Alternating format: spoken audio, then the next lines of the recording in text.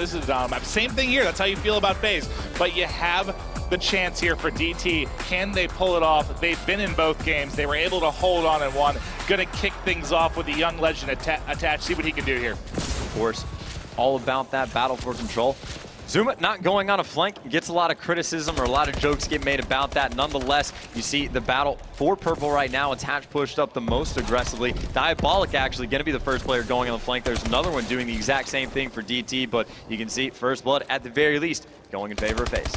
And yeah, they had a couple players that are end up flanking behind, tried to wrap through. I see if they can get behind these FaZe players. Enable trying to get one down there in elbow, not able to get it, but Clay going to have the drone in his hand. Now, they're going to be starting on the quote-unquote weaker side. We'll see what they can do. If they can keep it close, even have a small lead, hell, even trailing by a few points, you're feeling pretty good going into the second side. But they're looking strong already here. Enable on a 3-streak, going to toss it forward to Papa Zuma, and there's the dunk, able to get it through. Can he wreak some havoc out here in snow? No, he is going to fall. That's going to be 3 down. They've given up a bit of drone control by losing all the players on the push, but you still get the dunk, and you still have one guy left. That's going to be Clayster down here protecting the drone. Yeah, and FaZe already making plays, but controlling the drone area is exactly what FaZe needs to do. Play slowly, play methodically. You don't need to get ahead of yourselves because obviously if you get all the way in the snow area and you make a mistake, DT is going to be able to punish you for it. So you saw they went for the pass play when Zuma was just perfectly behind the enemy lines. Enable, though, starting off pretty hot. He's 5-1 right now. Of course, Attach coming back and picking up that drone. Ivy going to shut Enable down. Nonetheless, though, Attach has some clearance. Zuma, well, he was all the way in the base again. This time, though, Watson not going to fall for the same tick twice, able to get that pick. And let's see, it's up to Clay to pick up a couple kills. If he can get one, maybe two, this should lead to a toss. Attached, though, gonna have to wait for more pressure to come.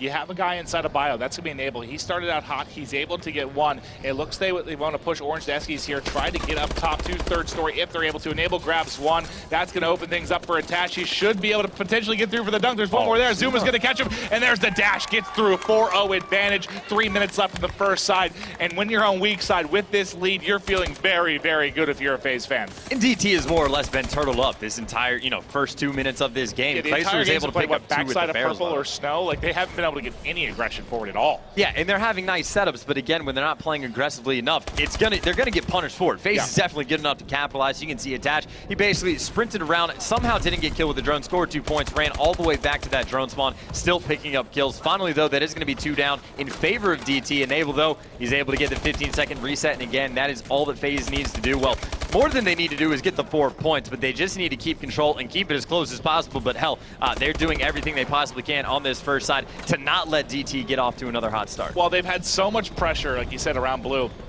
That time to clean them up, they actually sent 2 players really around on the flank. That was able to take out a few players from behind. Is that what they need to do? They need to keep sending a couple people on the flank, try to disrupt the pressure. How do they deal with all the aggression you're seeing from FaZe? When they have you locked, your Bio lockdown basically, elbow lockdown, blue lockdown, they have this whole side of your base. How do you deal with it? Well, you can't deal with the flanks. You're going to have to play them straight up, but you're going to have to get aggressive yourselves, or you're going to have to start making plays with the drone. Good defense. You start sending people on flanks, then you're having to deal with more players from FaZe head on. And we saw earlier on the very first score, Clayster was able to recognize the flank was coming in, gets a pick, and then, of course, it results in a 2-point play. Now, though, DT finally has an opportunity for potentially a drone play. They're just going to go back for that reset, but we see people push up all the way across the map for DT. They are on all 4 corners of this map, and, well, now they're just going to get singled out one by one. Clayster, Attach, and Zuma all able to pick up a kill. The last one's going to be Sender in line. He's in purple. He's got to deal with that drone carry, and that's going to be the case. He picks up Clayster, but now Zuma going to be on the hunt.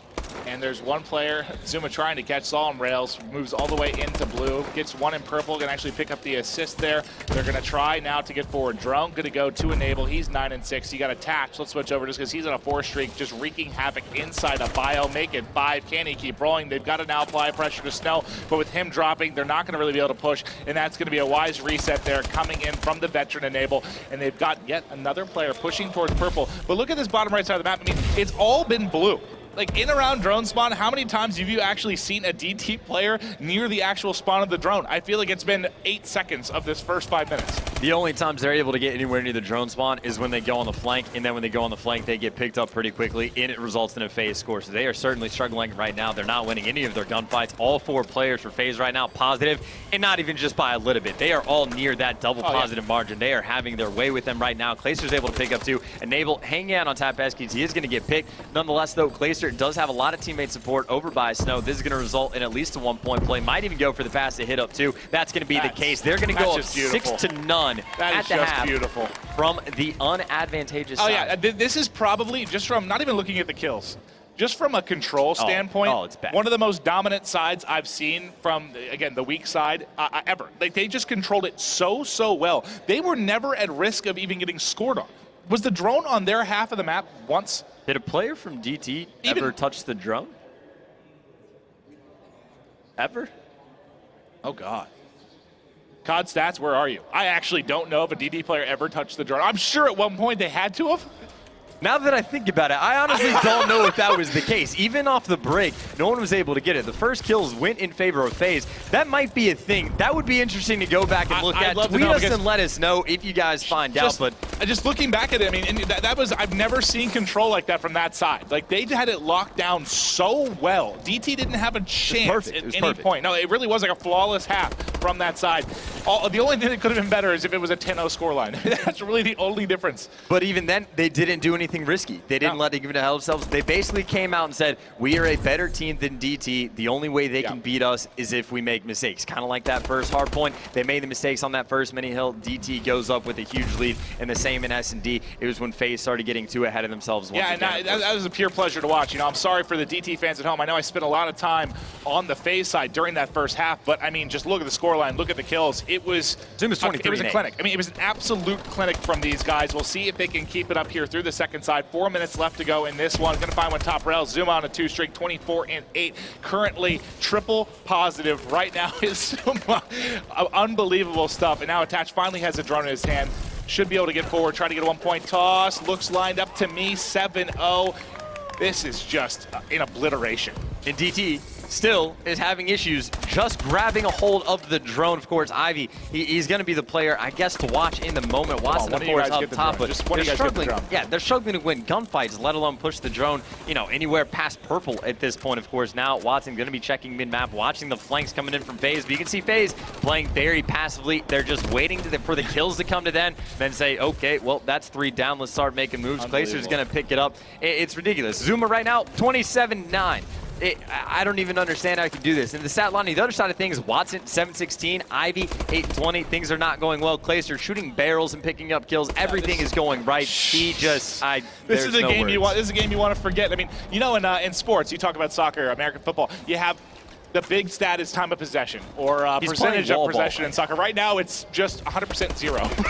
It's insane. Clayster literally for a moment there was playing wall ball with himself, and then he just turns around, picks up 2 kills, jumps out the window, knows exactly where these players are going to be. Maybe someone from DT. Nope, they can't even pick up the drone in there. It's just going to get reset after the 15. Yeah, please, some viewer, help us out here. I just need to know if they have touched the drone throughout this game. Part of me has to say they had to have, but now as we watch this play out, I really don't know if they've had a chance to. And there's somebody there. It is, Ivy.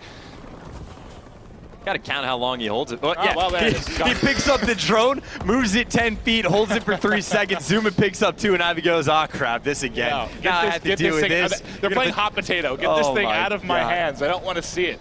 But still, 7-0, 2 minutes left to go. Let's see if DT can get, you know, kind of, I know this game is all but over, but there technically isn't enough time. But can they get any kind of momentum going? Can they at least get a dunk through, get some kind of score, maybe have someone go on a bit of a spree, just something to feel good about? Because right now, there's not really a single positive you can take from this game if you're DT.